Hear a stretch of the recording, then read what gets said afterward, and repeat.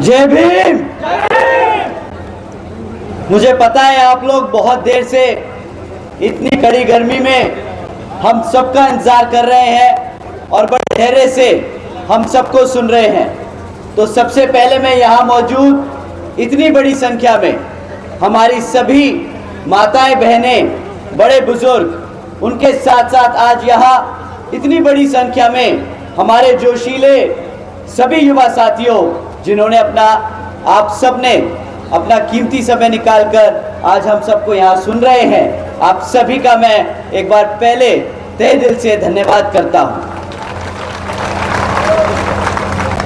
और इस विशाल चुनावी जनसभा को सफल बनाने के लिए जो हमारे बसपा और इनेलो के सभी पदाधिकारी एवं नेतागण और हमारे मूवमेंट की जान, हमारे मेहनतकश सभी कार्यकर्ताओं, दोनों पार्टियों के कार्यकर्ताओं ने जो इसमें मेहनत करके इस चुनावी जनसभा को सफल बनाया, आप सभी का भी मैं तहे दिल से धन्यवाद और आभार प्रकट करता हूं। साथियों, यहाँ हरियाणा में विधानसभा आम चुनाव के संबंध में आप लोगों के बीच में मुद्दे रखने से पहले मैं अपने सभी संतों, गुरुओं, महापुरुषों को, जिसमें खासकर महात्मा ज्योतिबा फुले, छत्रपति शाहू जी महाराज, नारायण गुरु, पेरियार रामा स्वामी जी, बाबा साहब डॉक्टर भीमराव अंबेडकर जी एवं मान्यवर साहब श्री काशीराम जी को नमन करता हूं। साथियों, मैं बहुजन समाज पार्टी की राष्ट्रीय अध्यक्ष व उत्तर प्रदेश की 4 बार रही मुख्यमंत्री एवं पूर्व सांसद आदरणीय बहन जी के नाम से लोकप्रिय आदरणीय बहन कुमारी मायावती जी का भी पूरे तहे दिल से आभार प्रकट करता हूं, जिन्होंने साथियों अपनी पूरी जिंदगी बामसेफ, DS4 व BSP के जन्मदाता एवं संस्थापक मान्यवर साहब श्री काशीराम जी के बताए हुए रास्ते पर चलकर परम पूज्य बाबा साहब डॉक्टर भीमराव अंबेडकर जी के मानवतावादी एवं आत्मसम्मान व स्वाभिमान के मूवमेंट के कारवा को अपने आजीवन त्याग, तपस्या व कड़े संघर्ष से एक नई राजनीतिक ऊर्जा, शक्ति व पहचान दी है तथा उत्तर प्रदेश जैसे विशाल व महत्वपूर्ण राज्य में 4 बार अपनी पार्टी BSP के नेतृत्व में सरकार बनाकर खासकर बहुजन समाज के लिए एक ऐसी मिसाल है जिससे प्रेरणा लेकर करोड़ों लोग यहाँ आज हरियाणा में भी सामाजिक परिवर्तन व आर्थिक तरक्की के मिशनरी कार्य से जुड़ चुके हैं। इतना ही नहीं बल्कि मैं खुद भी उनके इस नेतृत्व से प्रभावित होकर यहाँ अपने BSP मूवमेंट से जुड़ चुका हूँ और उनके पद चिन्हों पर चलकर इस मिशनरी दायित्व व कर्तव्य व फर्ज को अपनी आखिरी सांस तक निभाने की पूरी कोशिश करता रहूंगा।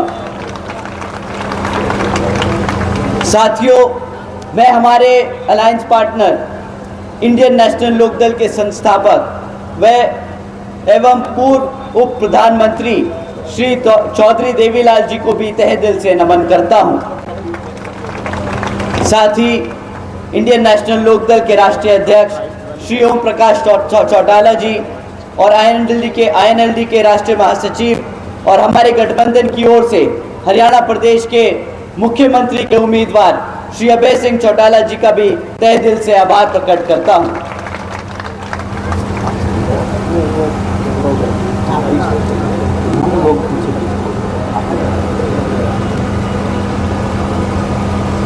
साथ ही मैं यहाँ आप सभी के चहीते, आप सभी के दिलों की धड़कन श्री रामपाल माजरा जी का भी यहाँ पर जो आपके हलके से बसपा इनेलो गठबंधन के उम्मीदवार हैं, मैं श्री रामपाल माजरा जी का भी तहे दिल से आभार प्रकट करता हूँ। साथियों, इससे पहले मैं यहाँ पर चुनावी मुद्दे आप लोगों के बीच में रखूँ, मैं यहाँ पर हाल ही में एक ऑनरेबल सुप्रीम कोर्ट के सब कास्ट कैटेगराइजेशन के जजमेंट के बारे में बात करना चाहूँगा, जिसके संबंध में आदरणीय बहन कुमारी मायावती जी ने भी प्रेस कॉन्फ्रेंस कर हम सबको उसके बारे में आगाह करने का काम किया था। उसी संबंध में यहाँ पर बसपा और इनेलो के सभी समर्थकों और कार्यकर्ताओं ने भारत बंद को भी पूरा बहुत सफल तरीके से भारत बंद भी किया था कुछ दिन पहले। साथियों, इस जजमेंट के तहत अब राज्य की सरकारें SC/ST के अंतर्गत अपने यहाँ राज्य की सरकारें SC/ST समाज के अंतर्गत अपने राजनीतिक लाभ के लिए अपनी मर्जी से किसी भी SC/ST जाति को आरक्षण का लाभ दे सकती है और अपनी ही मर्जी से उससे वो आरक्षण का लाभ छीन भी सकती है। ये कहकर कि जिस जाति से हम आरक्षण की व्यवस्था छीन रहे हैं वो अब पैसे से संपन्न हो चुकी है, तो उसे आरक्षण की जरूरत नहीं। साथियों, आप सभी जानते हैं कि आरक्षण की मूल भावना प्रतिनिधित्व की है, समाज को आगे एक साथ बढ़ाने की है, लेकिन इसे ये लोग बार बार गरीबी हटाओ योजना बनाने की कोशिश कर इसे खत्म करने की कोशिश करते हैं। साथियों, भाजपा और कांग्रेस की ये सोची समझी साजिश के तहत ये जजमेंट पास कराया गया है। साथियों, देश से ये आरक्षण खत्म करने के लिए उन्होंने ये पहला कदम लिया है। आदरणीय बहन जी ने ये इस फैसले पर सवाल उठाकर पूछा है कि भाई जिन्हें आरक्षण का लाभ मिला है, क्या उनकी सामाजिक स्थिति इतनी बेहतर हो चुकी है, क्या उनके साथ भेदभाव खत्म हो चुका है। साथियों, ये SC समाज को बांटने की शुरुआत की है, ये SC समाज की आज़ादी छीनने की शुरुआत है, ये संविधान से छिड़काने की शुरुआत है। संविधान बचाने के नाम पर जो भाजपा और कांग्रेस मिलकर संविधान को बदलने का काम कर रही हैं। आदरणीय बहन जी ने इन सब से कहा है कि अगर आप यहाँ जो भाजपा की NDA वाली जो पार्टियां हैं और कांग्रेस की जो इंडिया अलायंस वाली पार्टियां हैं, जिसमें ये आम आदमी पार्टी जैसी पार्टियां शामिल हैं, अगर ये लोग सच में SC/ST समाज के हितैषी हैं, हमारे आरक्षण के हितैषी हैं, तो ये सब मिलकर पार्लियामेंट के जरिए रिजर्वेशन एक्ट को संविधान की 9वीं सूची में डालकर हमेशा हमेशा के लिए सुरक्षित करें। इतना ही नहीं साथियों, आदरणीय बहन कुमारी मायावती जी और बहुजन समाज पार्टी और इनेलो की ये भी अब मांग है कि भाई अब जुडिशरी में भी रिजर्वेशन की व्यवस्था तय होनी चाहिए, ताकि आने वाले समय में ऐसे जजमेंट ना पास हो सके जिससे हमारे आरक्षण को खतरा हो सके। साथियों, कांग्रेस पार्टी की ओर से जब ये जजमेंट पास हुआ तो कांग्रेस पार्टी की ओर से जब हमने सवाल उठाए, आदरणीय बहन कुमारी मायावती जी ने सवाल उठाए कांग्रेस पार्टी से, सपा पार्टी से, आम आदमी पार्टी से कि भाई ये ऐसा जजमेंट पास हुआ है जिससे हमारा आरक्षण खतरे में आया है, आपका क्या इस पे स्टैंड है। तो जो कांग्रेस पार्टी के नेता हैं श्री राहुल गांधी जी, जो लोकसभा के इलेक्शन में गांव-गांव घूमकर संविधान की किताब दिखाकर आप लोगों से वोट मांग रहे थे, कहकर कि भाई हम आरक्षण बचाने आए हैं, हम आपका संविधान बचाने आए हैं, उनसे जब सीधा सीधा सवाल किया तो उन्होंने क्या किया, अपना बोरिया बिस्तर बांधकर सीधा विदेश निकल लिए और यहाँ पर उनके राष्ट्रीय अध्यक्ष श्री खड़गे जी को आगे कर दिया। साथियों, खड़गे जी भी एक कदम आगे निकल पड़े और बोल दिए कि भाई रिजर्वेशन आरक्षण तो पंडित नेहरू जी और गांधी जी की देन है।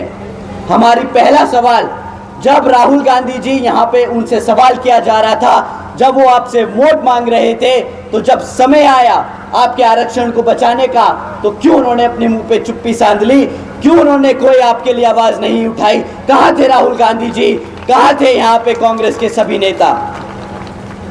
दूसरी बात, कांग्रेस के राष्ट्रीय अध्यक्ष वो भी SC समाज से आते हैं, वो अगर बाबा साहब के संघर्षों को नजरअंदाज कर SC समाज को गुमराह करने का काम कर रहे हैं, वोट बांधने का काम कर रहे हैं, वोट बांटने का काम कर रहे हैं, बाबा साहब की मेहनत को नजरअंदाज करने का काम कर रहे हैं। साथियों, ऐसे लोगों को मान्यवर साहब कांशीराम जी ने एक नाम दिया था, जो हमारे समाज से आते हैं, हमारे समाज को बांटने का काम करते हैं, विरोधी लोगों को आगे प्रमोट करते हैं, ऐसे लोगों को मान्यवर साहब ने एक नाम दिया था। इन लोगों पे एक किताब भी लिखी थी, आप लोग जानते हैं मान्यवर साहब ने इन लोगों को क्या नाम दिया था,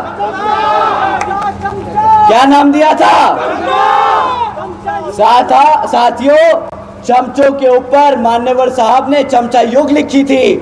मैं अपने सभी साथियों से दरखास्त करूंगा कि आप लोग ये किताब जरूर पढ़ें और अपने सभी समाज के साथियों को बताएं, जो लोग अपने समाज से आते हैं और कांग्रेस और भाजपा में वोट डलवाने का काम करते हैं।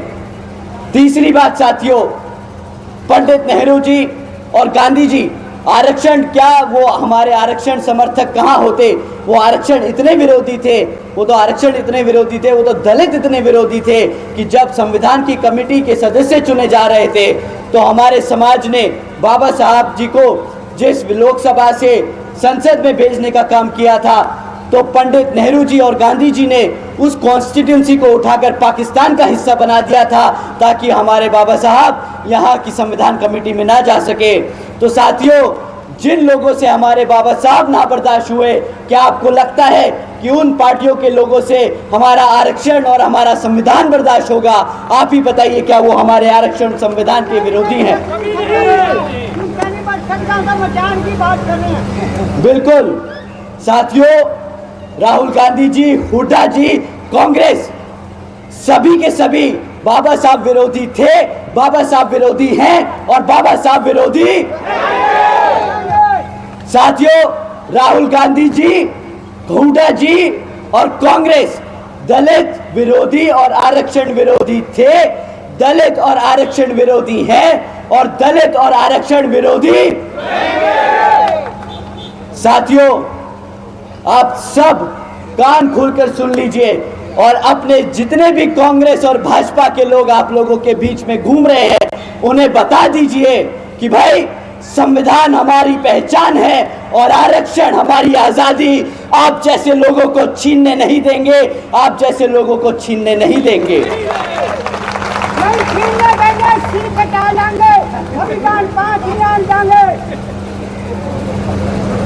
साथियों, कांग्रेस वाले तो इतने दलित विरोधी हैं, इतने दलित विरोधी हैं, एससी विरोधी हैं। आप लोगों ने हाल ही में सुना होगा कि किस तरह आदरणीय कुमारी शैलजा जी के लिए या हुड्डा जी के लोगों ने कितने अपशब्द इस्तेमाल किए थे। आप लोगों ने अभी कुछ ही दिन पहले सुना था। साथियों, जो हमारे हरियाणा प्रदेश की इतनी बड़ी दलित नेता है, जिन्होंने अपना पूरा जीवन कांग्रेस में समर्पित कर दिया, ये कांग्रेस पार्टी उस दलित नेता को सम्मान न दे सकी। अब आप ही बताइए, जिस दलित नेता ने पूरी जिंदगी समर्पित कर दी, जब ये उसका सम्मान नहीं कर सकते, तो आपको क्या लगता है हमारी माँ बहन, हमारे भाई, हमारे बड़े बुजुर्गों का सम्मान कर सकती है ये कांग्रेस पार्टी? जिस पार्टी ने हमारी दलित नेता का अपमान किया, समय आ गया है उसको यहाँ से जड़ से उखाड़ के फेंकने का। ऐसे कांग्रेस पार्टी को यहाँ पर टिकने नहीं देंगे।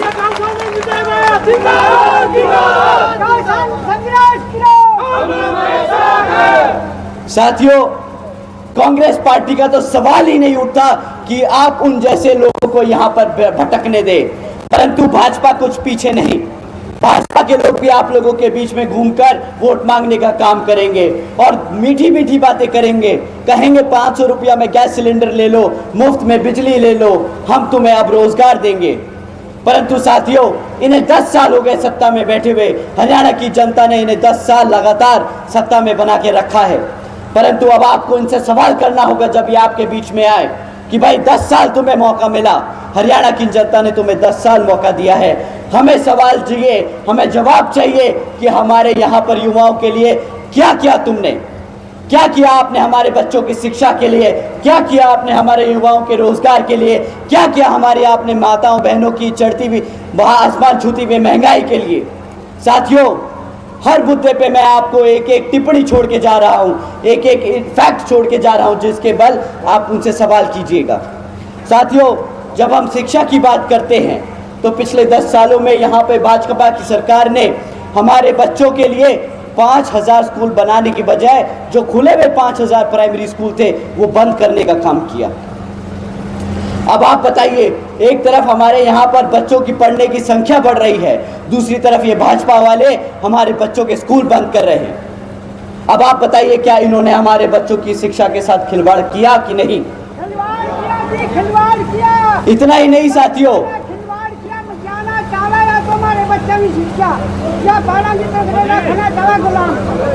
ये चाहते हैं गुलाम बनाना।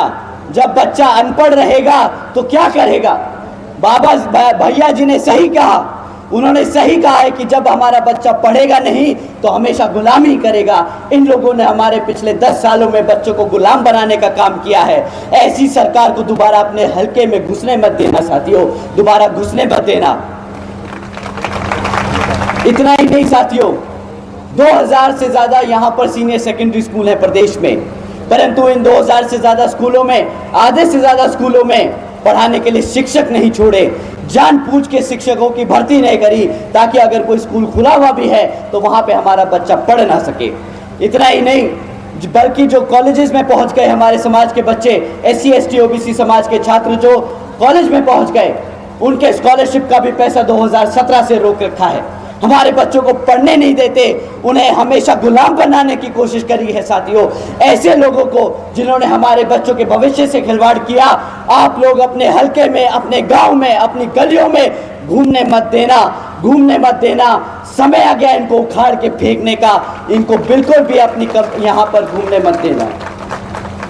साथियों, इन्होंने सिर्फ शिक्षा के क्षेत्र में सिर्फ एक ही जगह तरक्की करके दिखाई है, वो है यहाँ पर आए दिन पेपर लीक की जो खबरें आती हैं, इन्होंने बस उसी में तरक्की करी है। हमारे यहाँ जितने भी युवा साथी हैं जिन्होंने भी सरकारी डिपार्टमेंट में जो नौकरियां निकलती हैं उसके लिए पेपर दिया है, उन्हें पता होगा कि कितनी बारी उन्होंने बेचारों ने मेहनत करके वो पेपर दिया और अगले दिन पता चला कि भाई वो पेपर लीक हो गया और इनको बहाना मिल गया वो सरकारी नौकरियां रद्द करने का।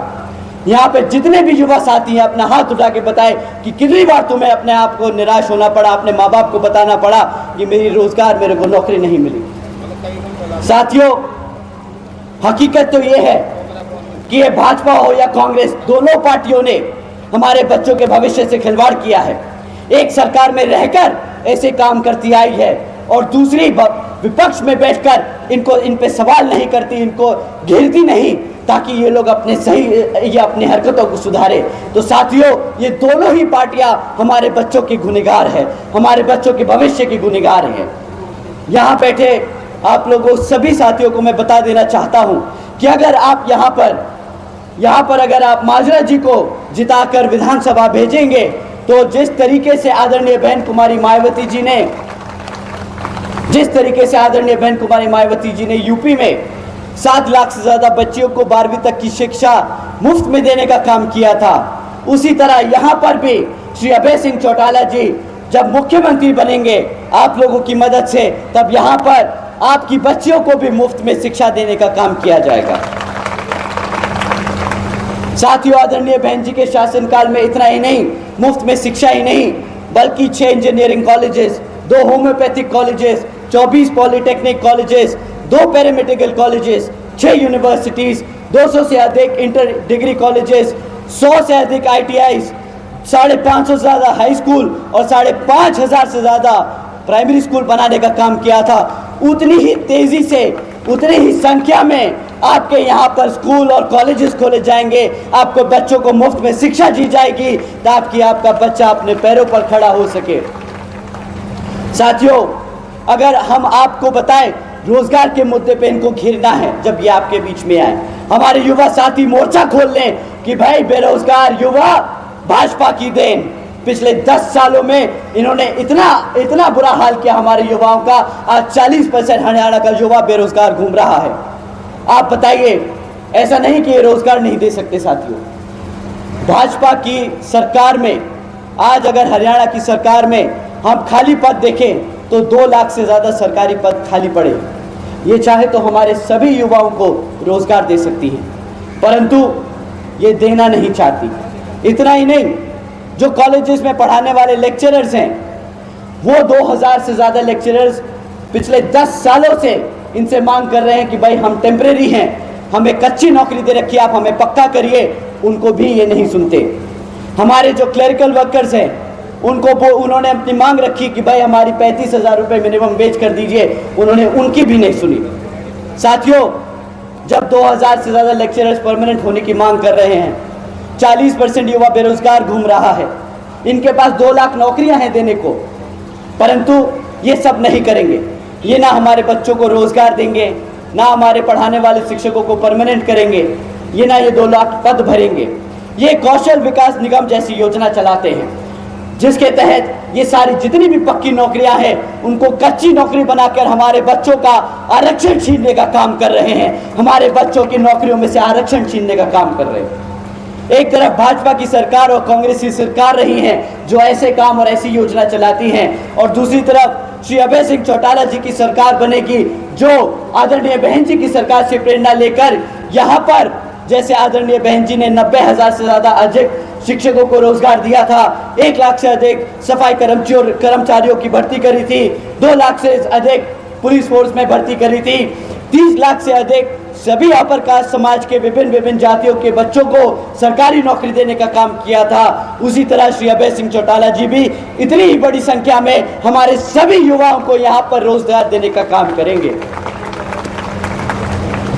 साथियों, इतना ही नहीं, आदरणीय बहन जी के समय में कृषि एवं संबंधित कार्यों में बहन जी ने मिनिमम वेज, जो डेली वेजर होता है, उसकी 55 रुपए से कमाई बढ़ाकर 100 रुपए प्रतिदिन कर दी थी। और हमारे सभी पिछड़े वर्गों के साथियों को जानकर अच्छा लगेगा कि उन्होंने क्रीमी लेयर की वार्षिक आय को 3 लाख रुपए से बढ़ाकर 5 लाख रुपए कर दिया था।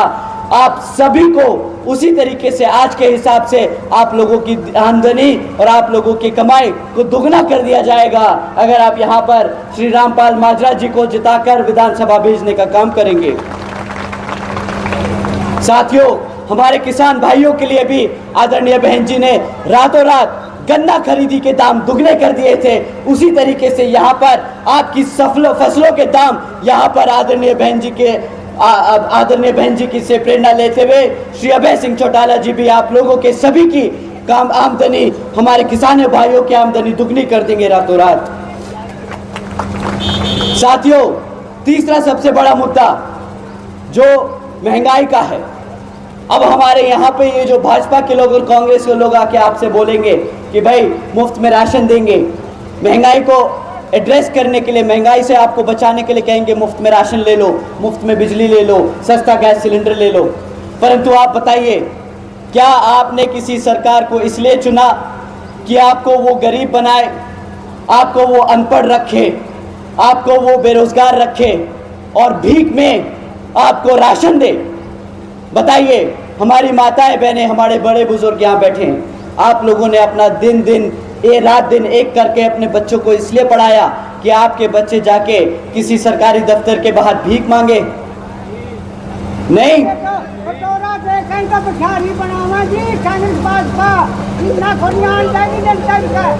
कटोरा देते हैं आपको, भिखारी बनाते हैं। अब आपका समय आ गया है, जब ये वोट मांगने आए तो वही खाली कटोरा इन्हें थमा देना और बोलना ये लो तुम्हारा।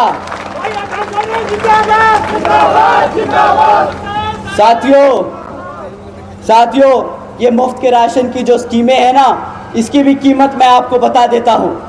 ये मुफ्त का राशन जो आपको महीने का देंगे वो 1000 रुपये से ज़्यादा का मुफ्त का राशन नहीं दे पाएंगे। ज़्यादा हद करके भी ये 1000 से ऊपर का राशन नहीं देंगे। साल का 12,000 रुपया हो गया, मैं कहता हूँ डबल कर दो, 24,000 रुपये का राशन देंगे ये आपको, ठीक।